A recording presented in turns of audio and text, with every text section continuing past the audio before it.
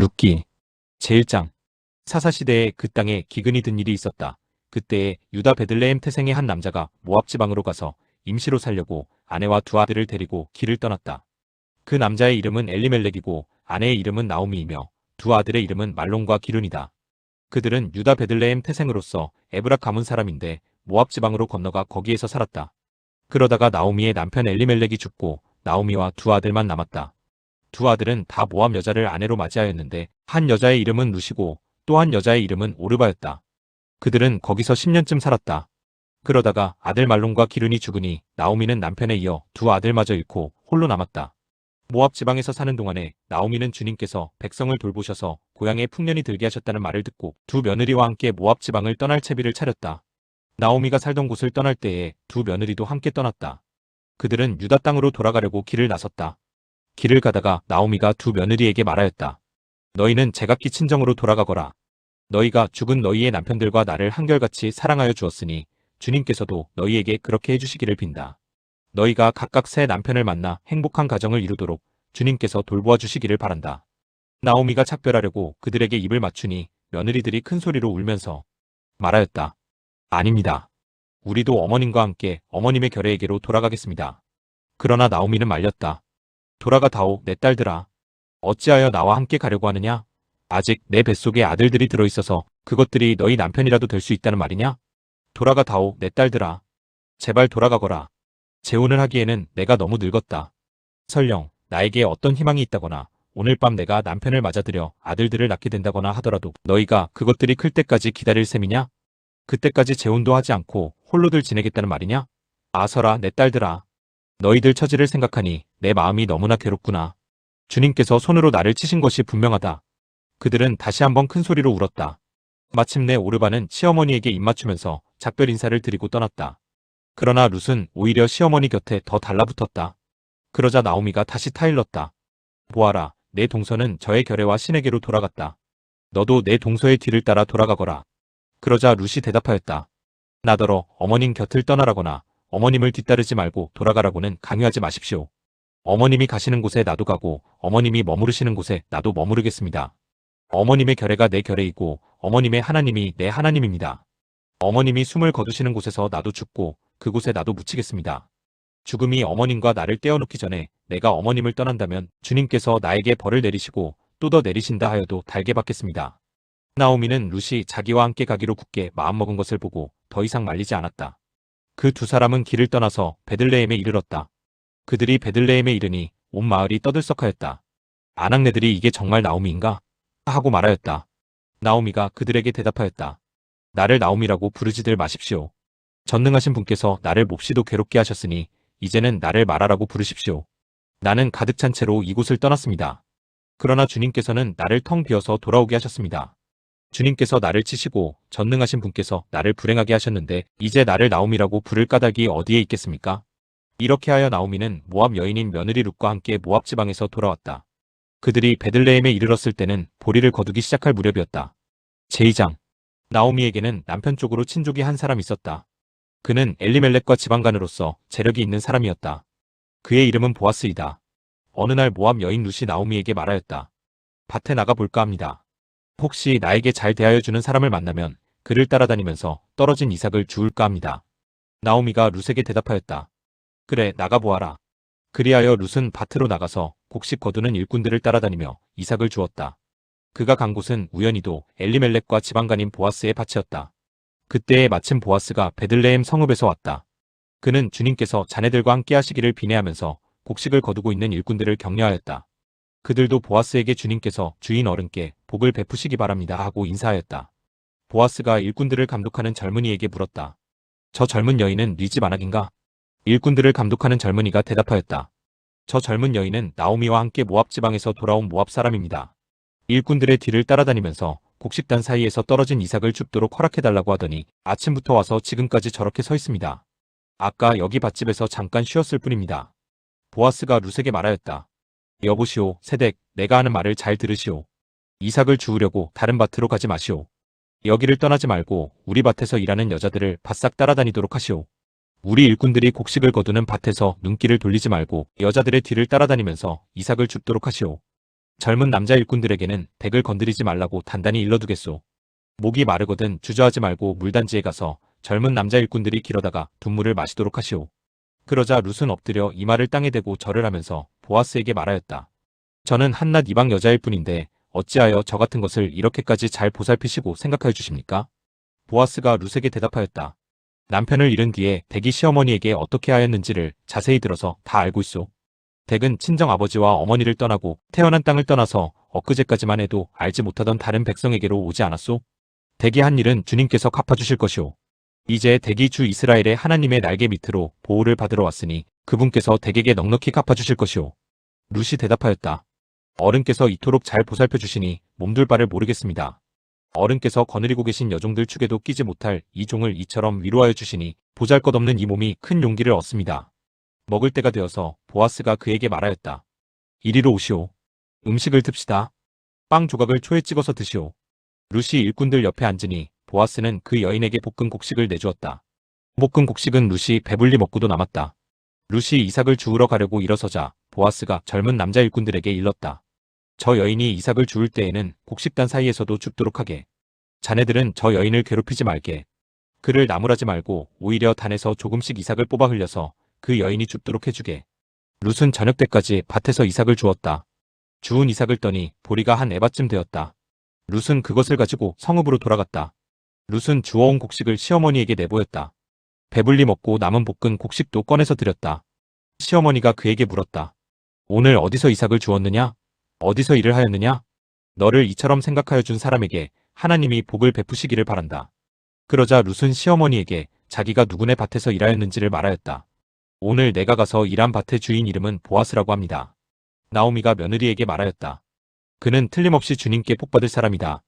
그 사람은 먼저 세상을 뜬 우리 식구들에게도 자비를 베풀더니 살아있는 우리에게도 한결같이 자비를 베푸는구나. 나오미가 그에게 말을 계속하였다. 그 사람은 우리와 가까운 사이다. 그는 지방간으로서 우리를 맡아야 할 사람이다. 모압 여인 룻이 말하였다. 그뿐이 아닙니다. 그가 데리고 있는 젊은 남자 일꾼들이 곡식 거두기를 다 끝낼 때까지 그들을 바싹 따라다니라고 하였습니다. 나오미가 며느리 룻에게 일렀다. 얘야, 그가 데리고 있는 젊은 여자들과 함께 다니는 것이 좋겠구나. 젊은 남자 일꾼들에게 시달림을 받다가 다른 밭으로 가지 않아도 되니 말이다. 그리하여 룻은 보리 거두기뿐만 아니라 밀 거두기가 끝날 때까지도 보아스 집안의 젊은 여자들을 바싹 따라다니면서 이삭을 주었다. 그러면서 룻은 시어머니를 모시고 살았다. 제3장. 시어머니 나오미가 룻에게 말하였다. 얘야, 내가 행복하게 살 만한 안락한 가정을 내가 찾아보아야 하겠다. 생각하여 보렴.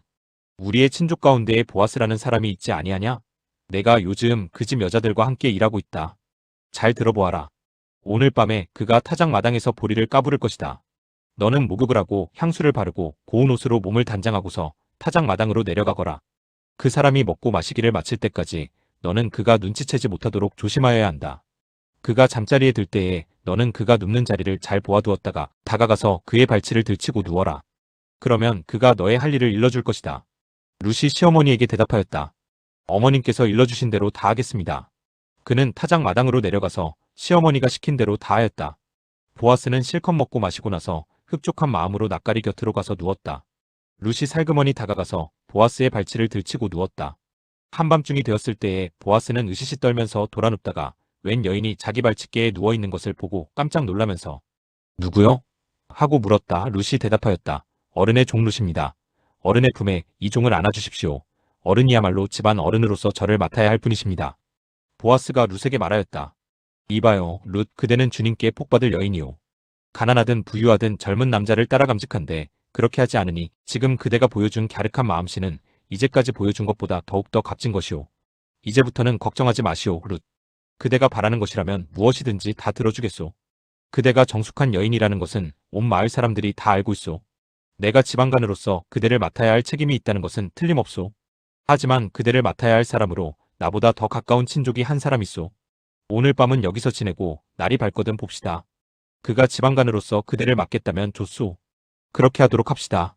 그러나 그가 그렇게 하지 않겠다면 그때에는 내가 그대를 맡겠소. 이것은 내가 살아계신 주님을 두고 맹세하는 것이오. 아침까지 여기 누워있으시오. 룻은 새벽녘까지 그의 발치에 누워있다가 서로 얼굴을 알아보기 어려운 이른 새벽에 일어났다. 이것은 보아스가 그 여인이 타작 마당에 와서 있었다는 것을 남들이 알아서는 안 된다고 말하였기 때문이다. 보아스가 말하였다. 걸치고 있는 겉옷을 이리 가지고 와서 펴서 꼭 잡으시오. 보아스는 룻이 겉옷을 펴서 잡고 있는 동안 보리를 6번 되어서 그에게 이어주고는 성읍으로 들어갔다. 룻이 시어머니에게 돌아오니 시어머니가 물었다. 얘야, 어찌 되었느냐? 룻은 그 남자가 자기에게 한 일을 시어머니에게 낱낱이 말하고 덧붙여서 말하였다. 6번이나 되어서 준 이 보리는 어머님께 빈손으로 가서는 안 된다고 하면서 바로 그가 손수 담아준 것입니다. 그러자 시어머니가 일렀다. 얘야, 일이 어떻게 될지 확실해질 때까지 너는 가만히 기다리고 있거라. 아마 그 사람은 지금쯤 가만히 있지 않을 거다. 이 일을 마무리 짓는데 오늘을 넘기지는 않을 것이다. 제사장. 보아스가 성문 위 회관으로 올라가서 앉아 있는데 그가 말하던 지방간으로서의 책임을 져야 할 바로 그 사람이 마침 지나가고 있었다.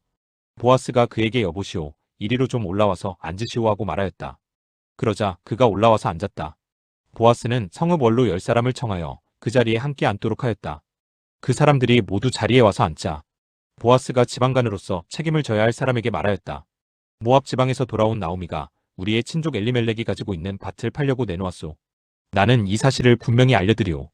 여기 앉아 계시는 분들과 우리 마을 어른들께서 보시는 앞에서 나는 당신이 그 밭을 사라고 말씀드리오. 당신이 지방간으로서의 책임을 지겠다면 그렇게 하시오. 그러나 지방간으로서의 책임을 지지 않겠다면 그렇게 하지 않겠다고 분명히 말하여 주시오. 당신이 지방간으로서의 책임이 있는 첫째 사람이오. 나는 그 다음이오. 그러자 그가 대답하였다. 내가 지방간으로서의 책임을 지겠소. 보아스가 다시 말하였다. 그렇다면 나오미의 손에서 그 밭을 사는 날로 고인의 아내인 모압 여인 룻도 아내로 맞아들여야 하오. 그렇게 하여야만 그가 물려받은 그 유산이 고인의 이름으로 남게 될 것이오. 그러자 지방간으로서의 책임이 있는 그 사람이 말하였다. 그런 조건이라면 나는 지방간으로서의 책임을 질 수 없소. 잘못하다가는 내 재산만 축나겠소. 나는 그 책임을 질 수 없으니 당신이 내가 져야 할 지방간으로서의 책임을 지시오. 옛적에 이스라엘에는 유산매매나 물물교환과 같은 일을 법적으로 분명히 할 때에는 한쪽 사람이 다른 한쪽 사람에게 자기의 신을 벗어서 주는 관습이 있었다. 이스라엘에서는 이렇게 함으로써 일이 확정된다는 증거를 삼았다. 지방간으로서의 책임이 있는 그 사람이 보아스에게 당신이 사시오 하면서 자기의 신을 벗어주었다. 그러자 보아스가 원로들과 온 마을 사람들에게 선언하였다. 여러분은 오늘 이 일의 증인입니다. 나는 엘리멜렉이 가지고 있던 모든 것과 기런과 말론이 가지고 있던 모든 것을 나오미의 손에서 사겠습니다. 나는 말론의 아내인 모압 여인 룻도 아내로 맞아들여서 그 유산이 고인의 이름으로 남아있도록 하겠습니다. 그렇게 하여 고인의 이름이 그의 고향 마을에서도 끊어지지 않고 친족들 사이에서도 끊어지지 않도록 하겠습니다. 여러분은 오늘 이 일의 증인입니다.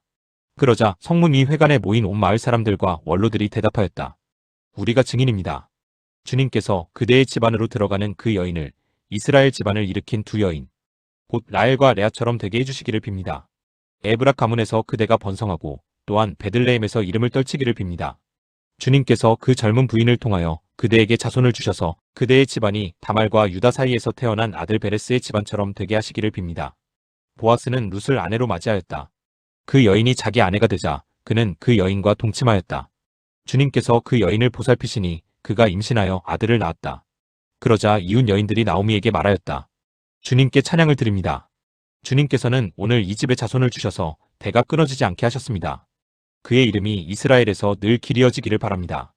시어머니를 사랑하는 며느리 아들 7보다도 더 나은 며느리가 아기를 낳아주었으니 그 아기가 그대에게 생기를 되찾아 줄 것이며 늙음하게 그대를 돌보아 줄 것입니다. 나오미가 그 아기를 받아 자기 품에 안고 어머니 노릇을 하였다. 이웃 여인들이 그 아기에게 이름을 지어주면서 나오미가 아들을 보았다. 하고 환호하였다. 그들은 그 아기의 이름을 오벳이라고 하였다. 그가 바로 이새의 아버지요 다윗의 할아버지이다. 다음은 베레스의 계보이다. 베레스는 헤스론을 낳고 헤스론은 람을 낳고 람은 암미나답을 낳고 암미나답은 나손을 낳고 나손은 살몬을 낳고 살몬은 보아스를 낳고 보아스는 오벳을 낳고 오벳은 이새를 낳고 이새는 다윗을 낳았다.